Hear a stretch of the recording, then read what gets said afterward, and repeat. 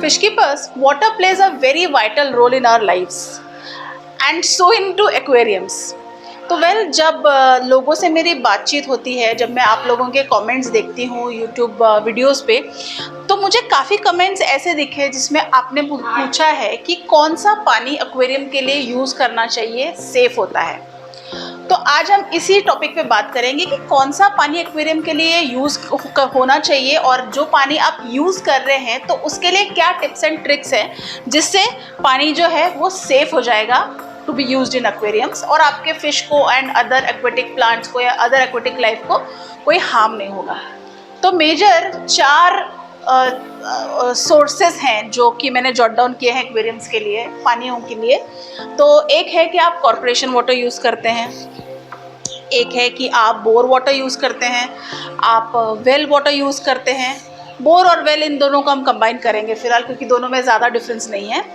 एक है RO water and the last is Bisleri water. तो आज मैं आपको बताने वाली हूँ कि इन 4 सोर्सेस ऑफ वाटर में जब आप एक्वेरियम में यूज़ करते हैं तो उसमें क्या डिफरेंस है और क्या केयर आपको लेना चाहिए, क्या चीज़ें आपको फॉलो करना चाहिए सो दैट आपके जो फिश है वो हमेशा हेल्दी रहे, आपके प्लांट्स अच्छे रहे एंड आपका एक्वेरियम अच्छे से चलता रहे।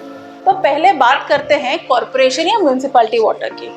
तो जो कॉर्पोरेशन का पानी आता है उसमें काफ़ी ज़्यादा हाई लेवल पे क्लोरीन्स और क्लोरोअमाइंस होते हैं which are really harmful to fish. तो अगर ऐसा पानी आप यूज़ कर रहे हैं और आप उसमें डायरेक्टली बिना डिक्लोरिनेटर डाले फिश ऐड कर रहे हैं तो बहुत ही ज़्यादा हार्मफुल हो सकता है। तो अगर आप कॉर्पोरेशन का पानी यूज़ कर रहे हैं तो एक अच्छा डिक्लोरिनेटर होना बहुत ज़्यादा ज़रूरी है और साथ ही उसमें कुछ चीज़ें आपको याद रखनी पड़ेंगी, ध्यान देनी पड़ेंगी, जैसे कि पीएच है, हार्डनेस है, क्योंकि पूना में ही अलग अलग अलग अलग एरियाज़ में हार्डनेस और पीएच लेवल्स अलग अलग है। बहुत ज़्यादा कुछ हमारे यहाँ एरियाज़ हैं जिनका कि वाटर का हार्डनेस बहुत ज़्यादा हाई है।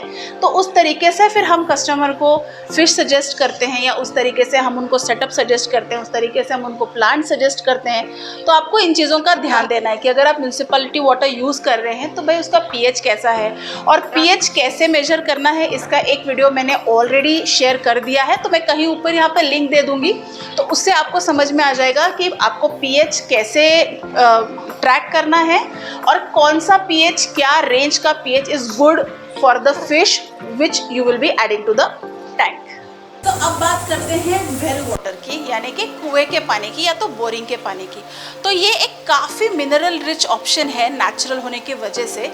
तो इसमें आपको ध्यान देना पड़ेगा definitely on to hardness and heavy metals, क्योंकि मिनरल रिच पानी में हमेशा हैवी मेटल्स का जो हैवी मेटल्स जो है थोड़ा बहुत ज़्यादा उसमें ये होता है, जिसकी वजह से फ़िश, क्योंकि फ्रेश वाटर फ़िश है तो बहुत ज़्यादा अच्छे से ले नहीं पाते हैं एंड फ़िश की मोर्टेलिटी हो सकती है, उसमें वाटर पैरामीटर्स बहुत ज़्यादा चेंज हो सकते हैं। तो आपको जब भी आप वेल वाटर यूज़ कर रहे हैं तो आपको पीएच पे, मतलब वेल वाटर अगर आपको रखना है ना तो you need to keep in mind that consistency is the key. तो आपको रेगुलर चेकअप करने हैं, आपके पीएच को लेकर रेगुलर चेकअप करना है, हार्डनेस को चेकअप करना है, जीएच के एच को चेकअप करते रहना है, जिससे आपका जो पानी है और कुछ उसमें अगर आपको मेडिकेशंस करने हैं तो डेफिनेटली वो भी आप कर सकते हैं सो दैट आप एक लॉन्गर रन में अच्छे से अपने फ़िश को एडजस्ट कर सकते हैं। बहुत ज़्यादा सॉफ्ट फ़िश जो होते हैं, मतलब सॉफ्ट वाटर रिक्वायरमेंट के फ़िश जो होते हैं, उनको आप वेल वाटर में या बोरिंग वाटर में डालना थोड़ा सा अवॉइड कीजिए। एक्वेटिक प्लांट्स भी अगर आपके पास हैं, एक्वेटिक प्लांट्स आप डालना चाहते हो तो बोरिंग वाटर में या वेल वाटर में ये चीज़ का ध्यान रखिए। वेल वाटर आपका है तो एक्वेटिक प्लांट्स जो है ना वो डिज़ोल्व हो सकते हैं, मतलब जो लीव्स है ना वो डिज़ोल्व हो सकते हैं, but that is completely natural, don't worry. आपको फर्टिलाइजर्स वगैरह ऐड नहीं करना है since the water is already too much mineral rich. तो बस ये चीज़ें हैं जो आपको ध्यान में रखनी है if you you are keeping well water in your aquarium.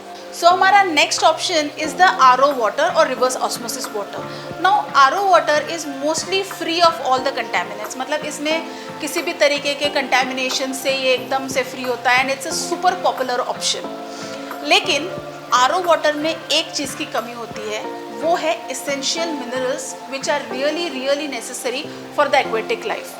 तो इस केस में आपको क्या करना है कि अगर आप आरओ वाटर यूज़ कर रहे हैं फॉर योर एक्वेरियम, तो अगर आप प्लांटेड टैंक यूज़ कर रहे हैं तो आपको थोड़ा सा फर्टिलाइजर्स वगैरह ऐड करना पड़ेगा, या एक्वेटिक फिश लाइफ के लिए थोड़ा सा सप्लीमेंट्स आपको यूज़ करने पड़ेंगे।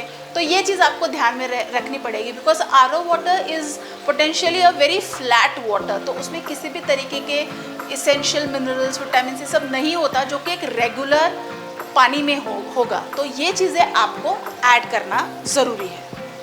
एंड फिश कीपर्स, हमारा last option is the Bisleri water. Now Bisleri water and RO water are quite similar. तो बिस्लरी वाटर में भी आपको यही प्रॉब्लम आएगा that although it is free of contaminants, लेकिन इसेंशियल मिनरल्स की कमी की वजह से आपके एक्वेरियम में इश्यूज आ सकते हैं।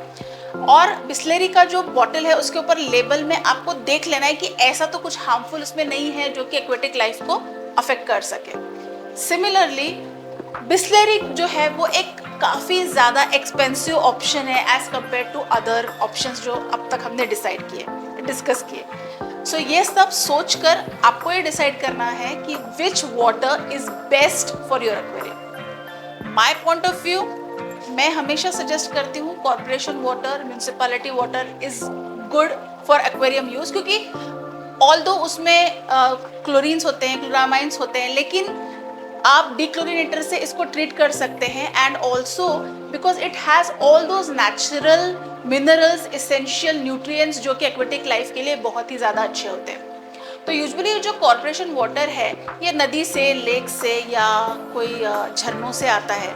तो जब कोई झरने से जब पानी आता है तो वो माउंटेन से होते हुए आता है, and it takes all that necessary nutrients, essential minerals with it, and उस तरीके से सारा ये जो कॉर्पोरेशन वाटर है ये न्यूट्रिएंट्स से भरपूर होता है।